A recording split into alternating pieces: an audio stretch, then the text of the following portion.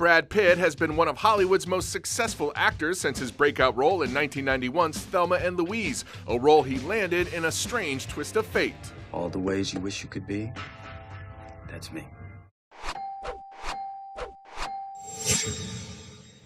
William Baldwin was actually the first actor cast as Thelma's love interest, but had to drop out to shoot Backdraft, a role Pitt had also auditioned for. Robert Downey Jr. was then cast in Thelma and Louise until director Ridley Scott put him next to Gina Davis and felt he was too short.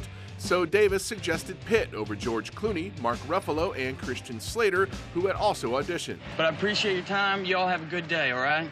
Even more strange, Pitt had recently lost a role also named J.D. to Slater in 1988's Heathers. You say tomato, I say tomato. Yes, before Brad Pitt was Brad Pitt, he had to audition and often lost the part.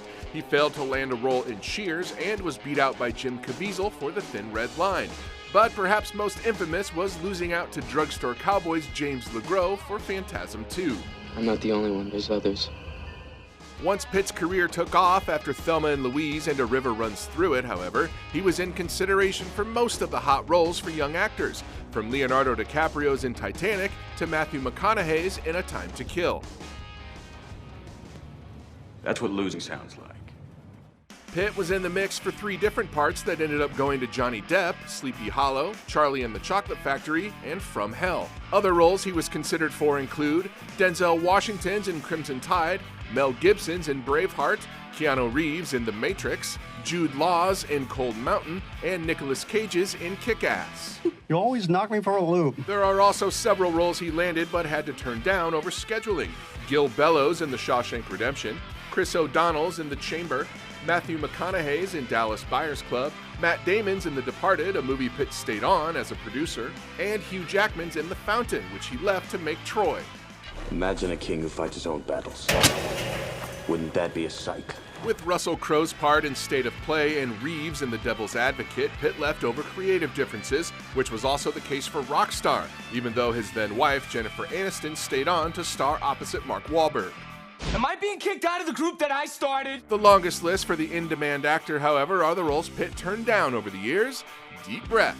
Apollo 13 to do 7, both leads in Brokeback Mountain, Hugh Grant's in About a Boy, Jared Leto's in Alexander, Matt Damon's in All the Pretty Horses and The Legend of Bagger Vance, Christian Bale's in American Psycho, Billy Crudup's in Almost Famous, Bill Paxton's in A Simple Plan, Olivier Martinez's in Unfaithful, Wesley Snipes in The Fan, Ewan McGregor's in A Life Less Ordinary, and Scott Speedman's in Duets, which he dropped out of due to his split with then-fiancée Gwyneth Paltrow. I think we're just gonna have to be secretly in love with each other and leave it at that, Richie. That's a lot of missed opportunity, but Pitt likely has little regret, as he has rarely misfired with the parts he has picked, including 3 that earned him Oscar noms: 12 Monkeys, The Curious Case of Benjamin Button, and Moneyball. Next up for Pitt is the space adventure Ad Astra and Quentin Tarantino's highly anticipated Once Upon a Time in Hollywood, which could also be used to describe this video. We've all been raised on television to believe that one day we'd all be millionaires and movie gods and rock stars, but we won't.